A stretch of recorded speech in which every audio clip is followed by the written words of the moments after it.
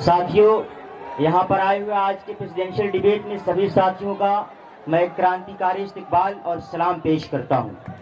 आज इस दौर को देखते हुए मैं रामधारी सिंह दिनकर से बड़ी माजरत के साथ उनकी एक पंक्ति पढ़ना चाहूँगा कि वर्षों तक वन में घूम घूम बाधा विघ्नों को चूम चूम सह धूप घाम पत्थर पानी, राहुल आए कुछ और निखर, सौभाग्य सौभाग्य सौभाग्य न सब दिन सोता है, देख 24 में क्या क्या होता है, देख 24 में क्या क्या होता है। मुझे तो बांधने आया है जंजीर बड़ी क्या लाया है, मुझे जो बांधने आया है जंजीर बड़ी क्या लाया है। जंजीर बढ़ाकर साथ मुझे नाना, इलेक्ट्रोल बॉन्ड बढ़ाकर साथ मुझे, हाथ दुर्योधन बात मुझे, हाथ दुर्योधन बात मुझे। साथियों, एबीवीपी के लिए एक शेर है कि जब नाश मनुष्य पर छाता है, जब नाश मनुष्य पर छाता है, पहले विवेक मर जाता है, पहले विवेक मर जाता है। साथियों, आपको पता है कि आज इस संगठन का विवेक मर चुका है। आज पूरे देश में जिस तरीके से सांप्रदायिक ताकतें, फासिस्ट ताकतें पूरे देश के ऊपर अपना एक छाप छोड़ चुकी हैं, इस तरीके से ये भाजपा सरकार पूरे देश में कहती है सबका साथ सबका विकास, लेकिन जब वही अखलाक को मॉब लिंच किया जाता है, जब वही जुनैद को चलती ट्रेन को मार किया जाता है, जब वही पहलू खान की मॉब लिंचिंग कर दी जाती है, जब नए संसद भवन में रमेश भजूरी जैसे लोग चुने हुए सांसद को कटवा मुल्ला और आतंकवादी कहते हैं, तो इनके मुंह पे ताले पड़ जाते हैं, शर्म नहीं आती है। ये एक सिंबॉलिक अटैक नहीं है, बल्कि ये घरों से निकल करके आपके संसद भवन तक पहुंच चुका है, सड़कों तक आ चुका है। ये अटैक अब आपके घर दीवार तक पहुंच चुका है। इनको बता देना चाहता हूं कि ये अटैक अब एक इतनी क्लिंजिंग की ओर बढ़ रहा है, बल्कि ये जेनोसाइड है। ये भाजपा पार्टी कहती है कि हम महिला का सम्मान करते हैं, हम नारी शक्ति का सम्मान करते हैं। मैं पूछना चाहता हूं कि जब महिला पहलवानों ने दिल्ली की सड़कों पे ब्रिजभूषण सिंह के खिलाफ आवाज उठाई थी, तो रात की तारीकी में उनके ऊपर जिस तरीके से बर्बरता किया गया, उनके ऊपर लाठियां बरसाई गई, उस वक्त हमारे देश के प्रधानमंत्री कहां थे? मैं पूछना चाहता हूं कि जिन हाथों से साक्षी मलिक ने हिंदुस्तान के तिरंगे को उठाया था, उसी हाथ से उसने जूता उठा करके रख दिया था कि मैं छोड़ती हूँ पहलवानी।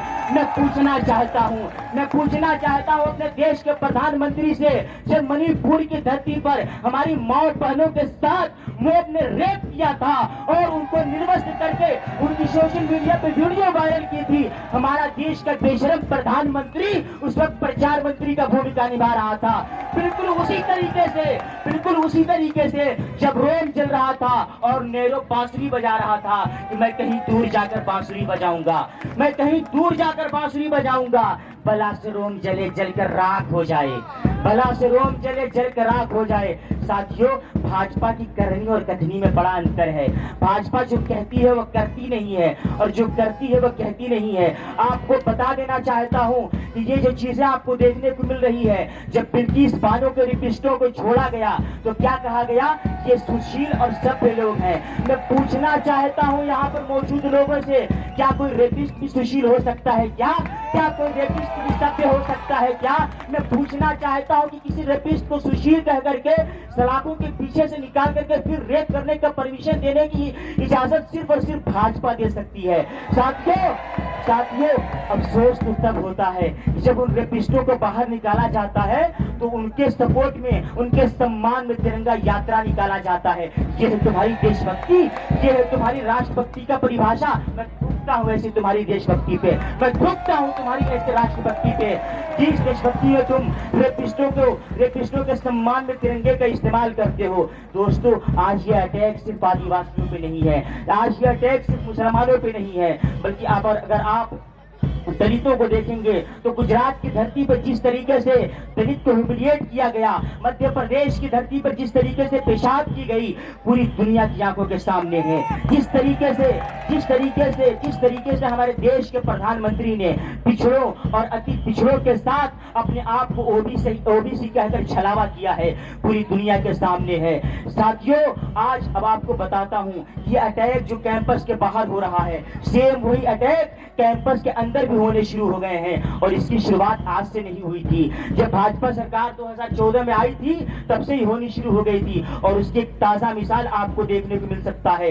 जब 2016 में एक माइनॉरिटी, एक मुस्लिम स्टूडेंट आता है नजीब, तो उसको गायब कर दिया जाता है इन एबीवीपी के गुंडों के द्वारा मारपीट करके।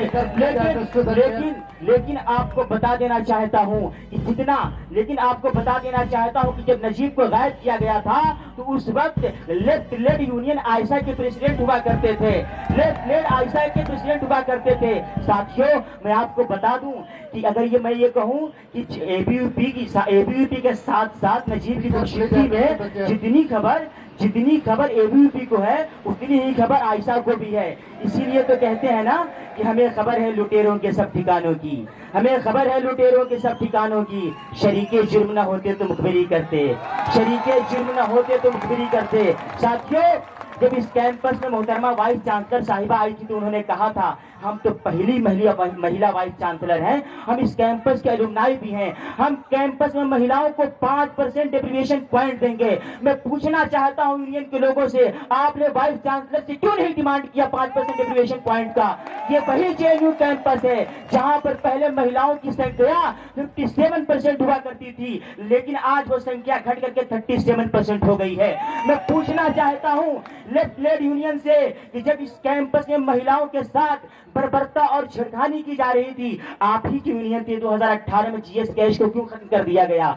मैं इस प्रशासन से भी पूछना चाहता हूं कि जब आपने महिला सेफ्टी की बात की थी तो रिंग रोड पे घूमते हुए हमारी महिला छात्रों के साथ अटैक करने की जो नापाक कोशिश की गई थी, आपने उसको रोका क्यों नहीं था? साथियों, हमारे कैंपस के साथ जितना छलावा, जितना खिलवाड़ हम इस वाइस चांसलर ने किया है, हमको लगता है उसमें इन एबीवीपी वालों का इनसे ज्यादा किसी का हाथ नहीं हो सकता है। इसलिए कि हम तो इन्हें 2017 से देखते हुए आ रहे हैं। जब हमने फ्री हाइक मूवमेंट किया था तो ये वही लोग थे जो मम्मी डाला जगदीश कुमार के साथ बैठ करके छात्रों की जासूसी किया करते थे। ये वही लोग थे जो मम्मी डाला जगदीश कुमार के पास फोटो खींच करके भेजा करते थे, वीडियो बना करके भेजा करते थे। अभी हमारे एक साथी आए थे, उन्होंने कहा कि हमने फ्री हाइक मूवमेंट किया और हमने नॉट एन इंच बैक का नारा दिया था। साथी, आपको बता देना चाहता हूं उस यूनियन का पार्ट मैं भी था, और जो फ्री हाइक मूवमेंट था वो फ्री हाइक मूवमेंट किसी यूनियन ने नहीं चलाया था, वो फ्री हाइक मूवमेंट किसी लीडर ने नहीं चलाया था, बल्कि कैंपस का एक छात्र उस वक्त लीडर था, बल्कि कैंपस का एक छात्र उस वक्त नेता था। कैंपस का एक छात्र अपनी जरूरत को महसूस कर रहा था। ये गरीब घर से आने वाला छात्र अगर इस मूवमेंट में हिस्सा नहीं लेगा तो उसको पढ़ाई से रोक दिया जाएगा, उसको हायर एजुकेशन से वंचित रहना पड़ेगा। इसलिए एक छात्र ने अपनी जिम्मेदारी समझी थी, इसलिए वो मूवमेंट सफल हो सका, इसलिए वो प्रोटेस्ट सफल हो सका। इसलिए इसका क्रेडिट आप अपने सर पे मत लीजिए, वरना जनता माफ नहीं करेगी। आपके करतूत को और आपकी मंशा को और आपकी सारी नियति को ये कैंपस समझ चुका है। आपने कैंपस के मुसलमानों को जिस तरीके से मूर्ख बनाया है वो पूरी दुनिया जानती है। सिर्फ ज्वाइंट सेक्रेटरी मुसलमान प्रेसिडेंट बन ही नहीं सकता है। अच्छा, ये अपने आप को लेफ्ट कहते हैं, शर्म नहीं आती है तुम्हें पेपर में ये छपवाते हुए कि 27 साल के बाद तुमने दलित प्रेसिडेंट दिया? अरे एहसान किया तुमने कहा कि 27 साल के बाद हमने दलित प्रेसिडेंट दिया। एहसान किया क्या तुमने? मुसलमानों, याद रखना, 27 साल के बाद अगर इन्हें दलित प्रेसिडेंट मिला है तो तुम्हें 127 साल के बाद भी चांस नहीं मिल सकता है, क्योंकि तुमने सिर्फ और सिर्फ समझौता किया है, और समझौता करने वाली कौम कभी आगे नहीं बढ़ सकती है। साथियों, ये आयशा वाले लोग और खासतौर से एबीवीपी लोग, आप लोगों को तो शर्म से मर जानी चाहिए। आप लोगों को शर्म से मर जानी चाहिए। आप साइकिल उठा के मारते हो, कल अगर यूनियन से आ गए आप बाइक उठा करके मारोगे। आप सुनो, एक चीज मैं आपको बताता हूँ, आपने पूरे कैंपस में ये शोर मचाया है कि बहुत शॉर्ट टर्म के यूनियन है, 5 महीने का यूनियन है, हमारे हाथ में दे दो। अबे तुम्हारे आका ने वादा किया था कि हमें प्रधानमंत्री बना दो, हम इस देश से महंगाई को हटा देंगे। आज देश में आजादी के बाद सबसे ज्यादा बेरोजगारी है, आज देश में सबसे ज्यादा महंगाई है। तुम्हारे आका ने वादा किया था कि एक नागरिक के खाते में 15 लाख रुपए भेजे जाएंगे। अच्छे दिन तो आए नहीं, 15 लाख रुपए तो आए नहीं। तुम ये कह रहे हो कि हम छात्रों का एमसीएम बढ़ा देंगे। सरकार तुम्हारी है, प्रशासन तुम्हारा है, प्रधानमंत्री तुम्हारा है, क्यों नहीं बढ़ाते? तो इन छात्रों के साथ खिलवाड़ करने का जो तुम तमाशा कर रहे हो, लालची समझते हो क्या जेएनयू के छात्रों को?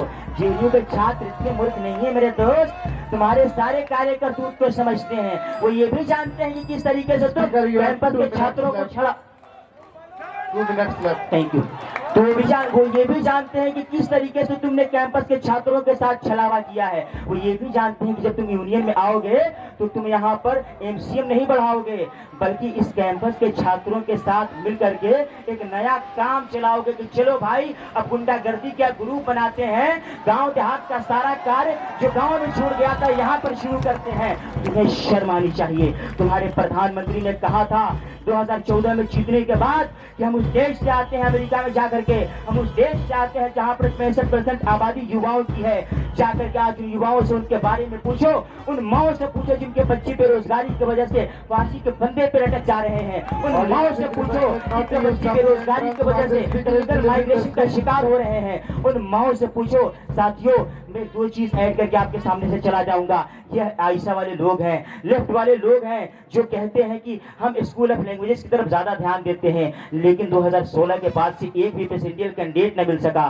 साइंस को ये लोग दोहरी नीति से देखते हैं। अगर आप कभी साइंस स्कूल में जाएंगे तो देखिए वहां की लेबोरेटरीज की क्या हालत है। एक छोटा सा एक्सपेरिमेंट के लिए उन्हें NIPGR जाना पड़ता है, नोएडा जाना पड़ता है, उन्हें दिल्ली के एक कोने से दूसरे कोने तक जाना पड़ता है। हमारे जो PWD छात्र हैं उनके लिए लाइब्रेरी में किताबें मौजूद नहीं है, ऑडियो बुक्स मौजूद नहीं है। हमारे जो PWD छात्र हैं, अगर आप पेरियार के सामने से गुजरिएगा तो उनके लिए कितना बुरी हालत हो जाती है। मैं एनिमल लवर हूं, मैं जानवरों के खिलाफ नहीं हूं, लेकिन कैंपस में कुत्तों के द्वारा जो हमारे PWD छात्रों के साथ होता है, उनको काटने पड़ते हैं, उसका जिम्मेदार कौन है? या आपके सामने हेल्थ सेंटर है, अगर गलती से आपको रात में कुत्ता काट ले, कुत्ता छोड़िए अगर बड़ा सा मच्छर भी काट ले तो आपको सफदरजंग का दीदार करा दिया जाता है। आप एक बीमारी से बचने के लिए जाते हैं, हजारों बीमारियां लेकर के आते हैं। इस कैंपस में दशकों से आपके हाथ में यूनियन दिया था, लेकिन आपने कैंपस के छात्रों के साथ सेवाएं। Speaker please wind up your speech, your time is over. Speaker please wind up your speech, your time is over.